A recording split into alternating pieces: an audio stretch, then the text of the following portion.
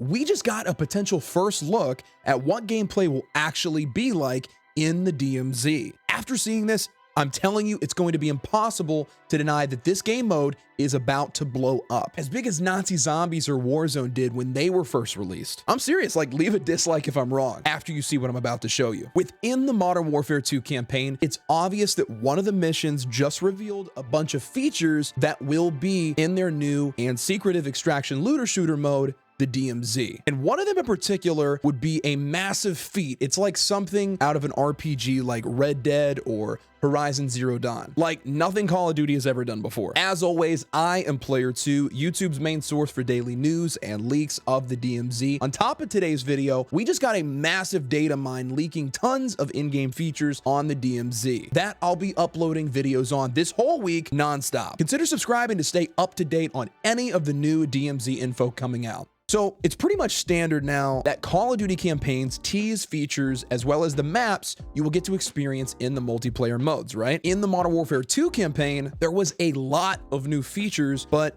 there was one mission in particular that has so many features that fit perfectly in an extraction looter shooter genre, which is what Activision has claimed the DMZ is going to be. And for those that have not completed the Modern Warfare 2 campaign yet, I will avoid any story related spoilers and just focus on the in-game mechanics. While attempting to sneak around a large group, you come across a locked door and then you have to figure out a way to get it open. This is where a huge feature that's never been in a Call of Duty game before is revealed. In the adjacent room, you find bindings and a piece of metal from a fan. This prompts a wheel to show up that you can toggle, allowing you to craft a pry tool. This UI also shows a basic backpack system on the interior that is used to carry crafting materials, as well as other usable items that you can make on the outer rim of the wheel. This is a big deal. If you're aware of the current extraction looter shooter games out there, you know that they all basically have some type of crafting system in them, whether that's the very basic version like in the Cycle Frontier or the insanely in-depth like in Tarkov. Crafting is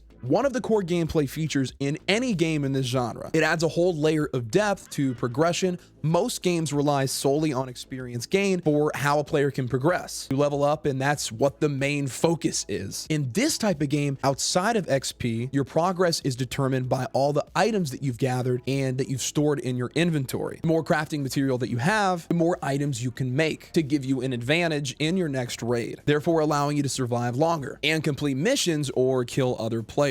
Now, there's no confirmation of an inventory system where you can store everything that you've gathered within a raid, but just seeing this crafting menu within the gameplay is a spark for the possibilities itself. I really had the worry that the DMZ was not going to have anything like this. Hell, most of us are probably worried that the DMZ is just going to be a half-assed spin-off of Warzone 2.0 with minimal effort giving it its own unique gameplay. But if that's you, I am so serious right now. Watch the rest of this video. On the crafting wheel, I was able to make pry tools, smoke bombs that you could kind of stun enemies with and momentarily obstruct their view, a mine that blows motherfuckers up, and Molotovs to make people on fire. There's also a bottle that you can toss to distract enemies, which I really think is going to be tied to the DMZ in a very cool way. We're going to talk more about that later. The final craftable item on this wheel was never revealed in the mission. I don't know if they did that on purpose or if it was just something I had to pick up that I never found. If you did pick it up and discovered what this is,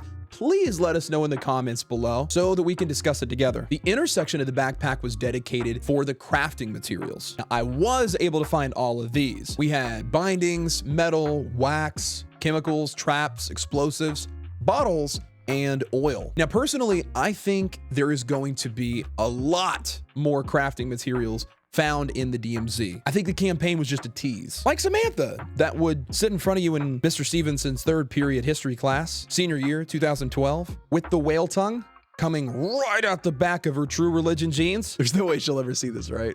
But the reason that I think there's going to be more crafting items in the DMZ, or at very least more non-craftable items, is from this leaked tweet we talked about in a previous video. It said that the DMZ will have lootable containers consisting of medicine cabinets, refrigerators, bars, dressers, military crates, which we just saw those last three in this mission we were talking about, school lockers, PO boxes, dumpsters, and duffel bags. Based off of all of this, I am convinced that the DMZ is going to have a decent amount of depth in the looting experience. Looting factors into crafting, making it pivotal in your progression. Now, the military crates that we came across in this mission were all locked. Using a crafted pry tool, you could pop them open, and I'm curious as to whether this is something you will be able to do in the DMZ, or maybe you can only gain access to the locked containers as well as the locked doors if you have the proper key to get in. I mean, at the same time, in other missions we were able to breach with C4, they could even consider that as a means of entry into the locked rooms. And once you were able to get the military crates open,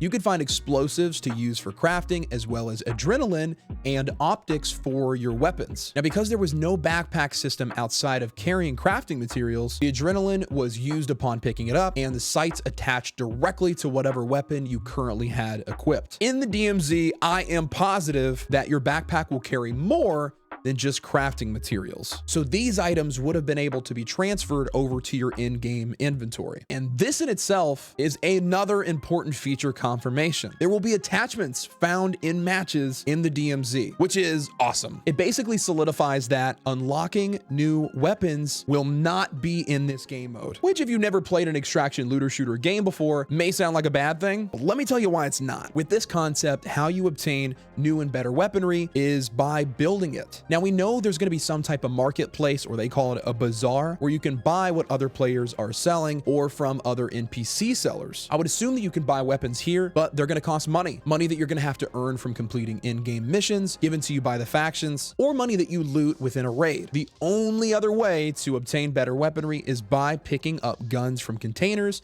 enemy AI, or other players, and then finding attachments all over the map or on other players' guns and then taking it off and then building your weapons better over time. This is so much more rewarding than simply unlocking a gun because you reached level 42 or whatever. Now, about the bottles that I told you I wanted to get more attention on later, they might have a large impact on DMZ gameplay. And if you made it this far into the video, I just wanted to give you a quick thank you for watching the content that I work very hard to create. You're awesome. Now, the bottles are used to distract enemies that you're trying to evade. The enemies in this mission are armored, they know how to patrol, and they know how to search for you. They're tough. And funny enough, I did not mean to make that rhyme. Funny enough, a significant portion of the campaign gameplay is covert. There is quite a bit of emphasis put into taking down your enemies without attracting a lot of attention. What if this is how Strongholds work in the DMZ? Stay with me here. Now, what we know about Strongholds so far is that they are some of the best loot on the Al Mazrah map, including being the location of some of the map's locked areas that will require keys to gain access to. This is balanced by what the leaks say will be guarded by some of the strongest AI in the game and potentially be the locations of some of the AI bosses, which are going to be even tougher. So once again, what if there are multiple ways to get access to the loot within these strongholds, just like there is in some of the campaign missions? Like, the key to success in the DMZ is going to be survival. Doesn't matter how many kills you get or how much loot you're able to put in your backpack if you do not make it to the extraction. If you die before that, you lose it all, which from this whole video, you should by now understand that's all your progress gone. So wouldn't it make sense to give you the opportunity to take on enemy strongholds in more of a covert manner? Like, of course you can go in guns a-blazing if you're rocking a full squad, but if it's just you, maybe you want to get to the locked room on the 3rd floor of the stronghold, and if you go in loud, you could attract other players. That could kill you while you're focused on taking out the enemy AI. So instead, you maneuver and parkour your way through the stronghold, tossing distractions to not alert the AI. Like, would this not be an awesome change of pace from anything that Call of Duty has done in a PvP multiplayer mode before? Zombies and Warzone were both very different from the regular Call of Duty multiplayer experience. These two modes were massive hits that people didn't expect to be before release. The DMZ